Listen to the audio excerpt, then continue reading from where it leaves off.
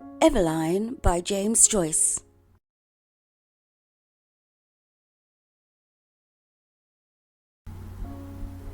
She sat at the window, watching the evening invade the avenue. Her head was leaned against the window curtains, and in her nostrils was the odour of dusty cretonne. She was tired. Few people passed. The man out of the last house passed on his way home. She heard his footsteps clacking along the concrete pavement, and afterwards crunching on the cinder path before the new red houses. One time there used to be a field there in which they used to play every evening with other people's children. Then a man from Belfast bought the field and built houses in it, not like their little brown houses, but bright brick houses with shining roofs. The children of the avenue used to play together in that field. The Devines, the Waters, the Dunns, little Keogh the cripple, she and her brothers and sisters. Ernest, however, never played. He was too grown up. Her father used often to hunt them in out of the field with his blackthorn stick, but usually little Keogh used to keep nix and call out when he saw her father coming. Still, they seemed to have been rather happy then. Her father was not so bad then, and besides, her mother was alive. That was a long time ago. She and her brothers and sisters were all grown up. Her mother was dead. Tizzie Dunn was dead too, and the Waters had gone back to England. Everything changes. Now she was going to go away like the others, to leave her home. Home! She looked around the room, reviewing all its familiar objects which she had dusted once a week for so many years, wondering where on earth all that dust came from. Perhaps she would never see again those familiar objects from which she had never dreamed of being divided.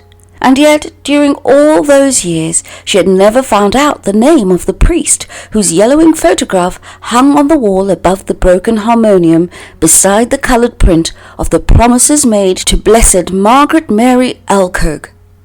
He had been a school friend of her father. Whenever he showed the photograph to a visitor, her father used to pass it with a casual word. "He's in Melbourne now." She had consented to go away, to leave her home. Was that wise? She tried to weigh each side of the question. In her home anyway, she had shelter and food. She had those whom she had known all her life about her. Of course, she had to work hard, both in the house and at business. What would they say of her in the stores when they found out that she had run away with a fellow? Say she was a fool, perhaps, and her place would be filled up by advertisement. Miss Gavin would be glad. She had always had an edge on her, especially whenever there were people listening. "Miss Hill, don't you see these ladies are waiting? Look lively, Miss Hill, please." She could not cry many tears at leaving the stores. But in her new home, in a distant, unknown country, it would not be like that. Then she would be married. She, Eveline. People would treat her with respect then. She would not be treated as her mother had been. Even now, though she was over 19, she sometimes felt herself in danger of her father's violence. She knew it was that had given her the palpitations. When they were growing up, he had never gone for her like he used to go for Harry and Ernest, because she was a girl. But latterly he had begun to threaten her, and say what he would do to her only for her dead mother's sake. And no, she had nobody to protect her. Ernest was dead, and Harry, who was in the church decorating business, was nearly always down somewhere in the country. Besides, the invariable squabble for money on Saturday nights had begun to weary her unspeakably.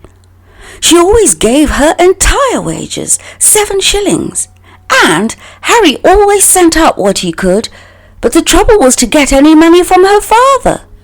He said she used to squander the money, that she had no head, that he wasn't going to give her his hard-earned money to throw about the streets, and much more, for he was usually fairly bad on Saturday night. In the end, he would give her the money and ask her had she any intention of buying Sunday's dinner. Then she had to rush out as quickly as she could and do her marketing, holding her black leather purse tightly in her hand as she elbowed her way through the crowds and returning home late under her load of provisions. She had hard work to keep the house together and to see that the 2 young children who had been left to her charge went to school regularly and got their meals regularly. It was hard work, a hard life, but now that she was about to leave it, she did not find it a wholly undesirable life. She was about to explore another life with Frank. Frank was very kind, manly, open-hearted. She was to go away with him by the night boat to be his wife and to live with him in Buenos Ayres, where he had a home waiting for her. How well she remembered the first time she had seen him. He was lodging in a house on the main road where she used to visit. It seemed a few weeks ago. He was standing at the gate, his peaked cap pushed back on his head, and his hair tumbled forward over a face of bronze. Then they had come to know each other. He used to meet her outside the stores every evening and see her home. He took her to see the Bohemian Girl, and she felt elated as she sat in an unaccustomed part of the theatre with him. He was awfully fond of music and sang a little. People knew that they were courting, and when he sang about the lass that loves a sailor, she always felt pleasantly confused. He used to call her Poppins, out of fun. First of all, it had been an excitement for her to have a fellow, and then she had begun to like him. He had tales of distant countries. He had started as a deck boy at £1 a month on a ship of the Allen Line going out to Canada. He told her the names of the ships he had been on and the names of the different services. He had sailed through the Straits of Magellan, and he told her stories of the terrible Patagonians. He had fallen on his feet in Buenos Ayres, he said, and had come over to the old country just for a holiday. Of course, her father had found out the affair and had forbidden her to have anything to say to him. "I know these sailor chaps," he said. One day he had quarrelled with Frank, and after that she had to meet her lover secretly. The evening deepened in the avenue. The white of 2 letters in her lap grew distant. One was to Harry, the other was to her father. Ernest had been her favourite, but she liked Harry too. Her father was becoming old lately, she noticed. He would miss her. Sometimes he could be very nice. Not long before, when she had been laid up for a day, he had read her out a ghost story and made toast for her at the fire. Another day, when their mother was alive, they had all gone for a picnic to the Hill of Howth. She remembered her father putting on her mother's bonnet to make the children laugh. Her time was running out, but she continued to sit by the window, leaning her head against the window curtain, inhaling the odour of dusty cretonne. Down far in the avenues she could hear a street organ playing. She knew the air strange that it should come that very night to remind her of the promise to her mother. Her promise to keep the home together as long as she could. She remembered the last night of her mother's illness. She was again in the close dark room at the other side of the hall, and outside she heard a melancholy air of Italy. The organ player had been ordered to go away and given 6pence. She remembered her father strutting back into the sick room saying, "Damned Italians coming over here." As she mused, the pitiful vision of her mother's life laid its spell on the very quick of her being. That life of commonplace sacrifices closing in final craziness.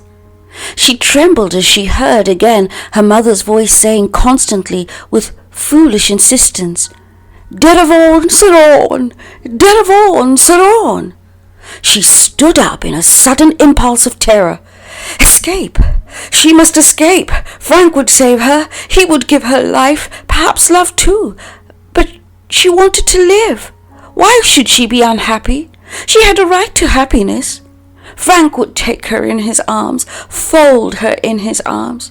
He would save her. She stood among the swaying crowd in the station at North Wall. He held her hand, and she knew that he was speaking to her, saying something about the passage over and over again. The station was full of soldiers with brown baggages. Through the wide doors of the sheds she caught a glimpse of the black mass of the boat, lying in beside the quay wall with illumined portholes. She answered nothing. She felt her cheek pale and cold, and, out of a maze of distress, she prayed to God to direct her, to show her what was her duty. The boat blew a long, mournful whistle into the mist. If she went, tomorrow she would be on the sea with Frank, steaming towards Buenos Ayres. Their passage had been booked. Could she still draw back after all he had done for her? Her distress awoke a nausea in her body, and she kept moving her lips in silent, fervent prayer. A bell clanged upon her heart. She felt him seize her hand. "Come!" All the seas of the world tumbled about her heart. He was drawing her into them. He would drown her. She gripped with both hands at the iron railing. "Come!" No, no, no! It was impossible. Her hands clutched the iron in frenzy. Amid the seas she sent a cry of anguish. "Eveline! Evie!" He rushed beyond the barrier and called her to follow. He was shouted at to go on, but he still called to her. She set her white face to him, passive, like a helpless animal. Her eyes gave him no sign of love, or farewell, or recognition.